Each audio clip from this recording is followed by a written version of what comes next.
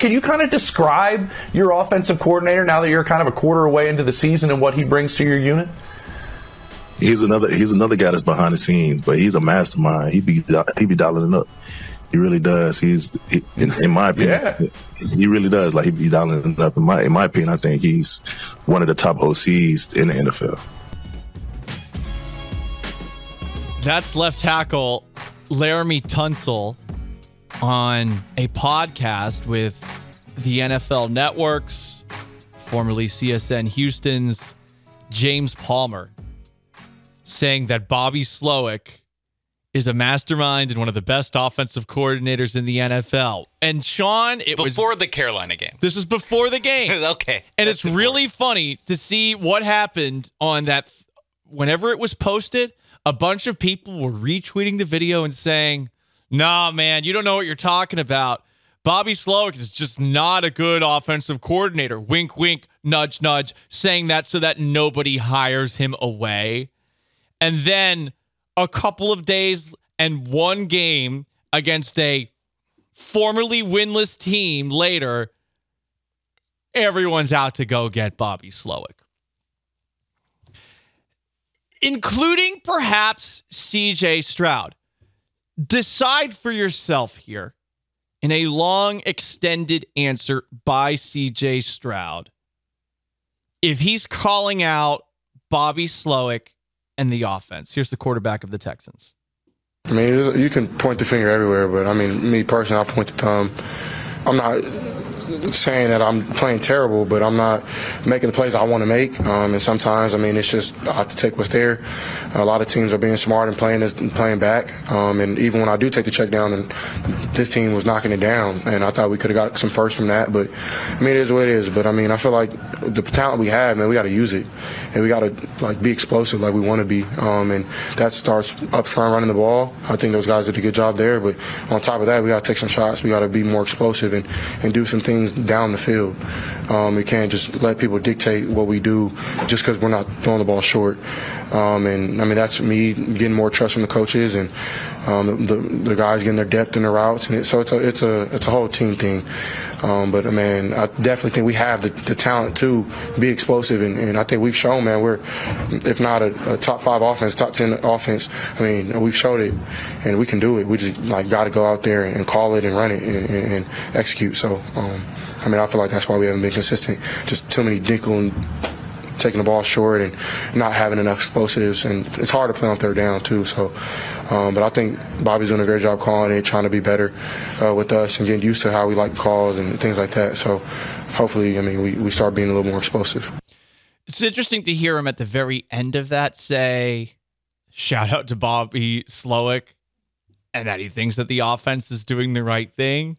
But along the way, in that very long answer, Stroud said, we have the talent. We got to use it. We actually have to take some shots to do some things downfield. We have the talent. We're a top 5 offense, a top 10 defense. I need to earn more trust from the offensive coordinator. But at the very end, he's saying, but shout out to Bobby Slowik. A little bit later in the press conference, Stroud was asked a follow-up, and if his criticisms of the Texans' lack of explosiveness, lack of taking shots, was him pointing the finger, not the thumb, at Bobby Slowik. I'm not talking about Bobby. I'm not talking about anybody specific. I'm just saying as a whole offense to reward our defense for getting stops and things like that. We have to be explosive and make plays. You can't live on third down. And, I mean, it's unfortunate that we had to take a L today, but we'll learn from this. So I understand and agree with some criticism of Bobby Slowik. Stroud only threw 2 passes that traveled 20 or more yards. Both of them were incomplete. The play that he threw down the left sideline to Noah Brown, the 31-yard gain, came off a pass that was deflected by a Panthers defensive back. So 31 of Stroud's 140 passing yards came on that weird play. 17 of his 24 passes traveled less than 10 yards. And as Stroud said, some of them were knocked down at the line of scrimmage because defenses are just dropping a ton of guys back in coverage and are daring Stroud to beat them. He's thinking, perhaps over-processing. He's a rookie. Slumps like this are to be expected. Is that at the feet of Bobby Slowik? I think when you look at the motions that Tank Dell's running, one of which may have had a role in the delay of game that ultimately cost the Texans a chance at least a field goal attempt in a game that they ultimately lost by 2 points, a game that they were leading at one point down the stretch by 1 point. You can point at that, and I get Bobby Slowik frustration, but I also feel like the way that Stroud is talking about what he wants out of the offense is a little bit simplistic. It does kind of sound like something someone who plays Madden would say. We got to be more explosive. Well, yeah. Do you have to call more shot plays?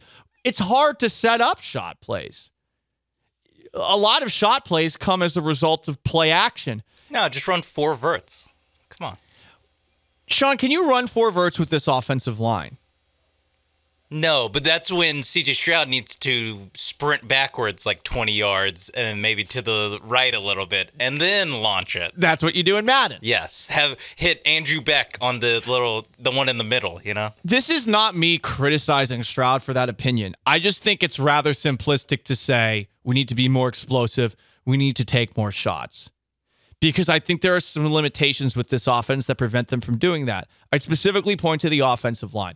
The offensive line sucked yesterday. I know that they had 2 sacks allowed. That's it. I know Jarrett Patterson went down, but watching Titus Howard try to do pull blocks is a disaster every single time. And that's a factor in the running game. Shaq Mason got called for an illegal man downfield on a play that was 20 yards downfield. They actually did have another long completion. And Shaq Mason, what are you doing, man? Stepping downfield. You're a veteran offensive lineman. You're not a rookie. If that was Juice Scruggs, who hasn't played yet, or Patterson, I would actually get it. But Mason is doing that. And honestly, it's impressive that the Texans even averaged 3.7 yards a carry. It was largely the result of Herculean efforts by the running backs. They were making some really, I thought, impressive jukes and dekes. It wasn't just Dameon Pierce, Devin Singletary, Mike Boone. Both of those guys had, I thought, some impressive highlight caliber runs, but the offensive line was giving them no help. So you want to be explosive and you want to take shots. Well, you have to have a good offensive line to do that. But I empathize with Slowik frustration, but I'm going to go back to what I said at the top of the show.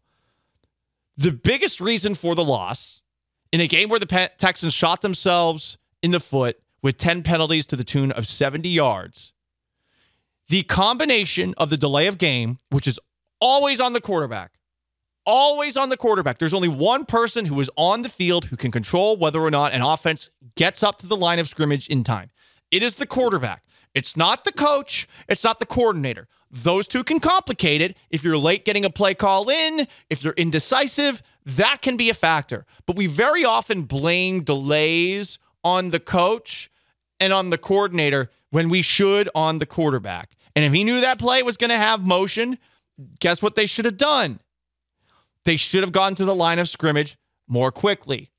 So you go from a 3rd and 5 to a 3rd and 10. You don't get the 3rd and 10. And then at the 40-yard line, when Kaimi Fairbairn's career long for a field goal is 61, when he hit a 56-yard field goal last year, when the league success rate on 50-plus yard field goals is 72%, and when he was 6 of 6 last year from 50-plus, 24 for 35 in his career from 50-plus, why are you not using your kicker, who has been an asset to your team for over a half decade?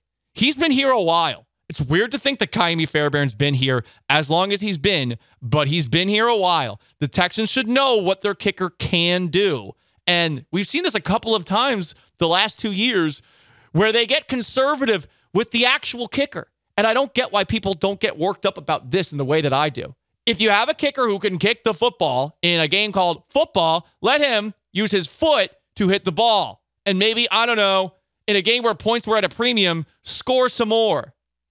Field position, okay. The Texans defense was doing a pretty good job. It had 6 sacks, 9 tackles for a loss. Did Bryce Young have his best game? Yeah.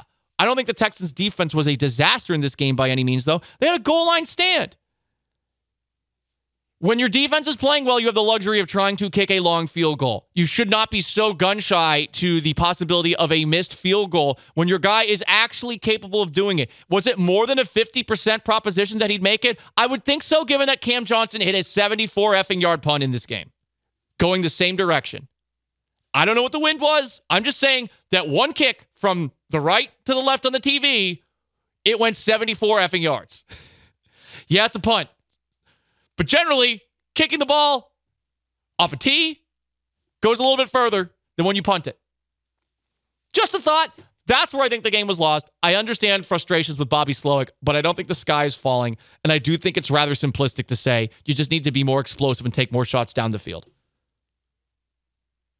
It's not to say Bobby Slowik is immune from fault. I think it's a little bit simplistic, including Stroud's criticism of Slowik there.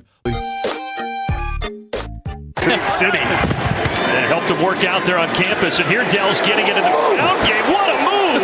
A couple of nice moves for the speedster out of the University of Houston, Tank Dell. Man.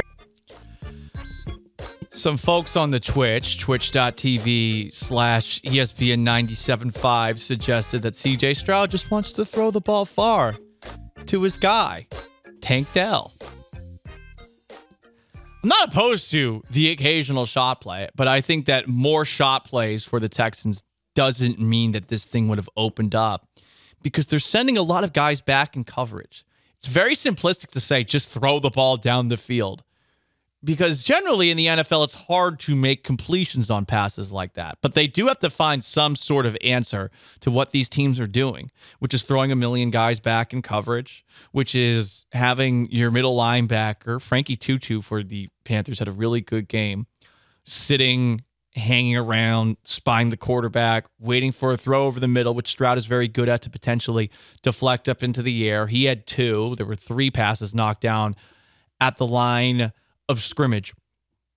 I'd like to see more touches for Dell, though. Just 6 touches for all that running that he's doing in motion. 3 carries, 3 receptions. I'd like a little bit more. But some of the criticisms of Bobby Slowik, and we're getting it on the text line too. The most questionable call, writes a texter, was 3rd and 20.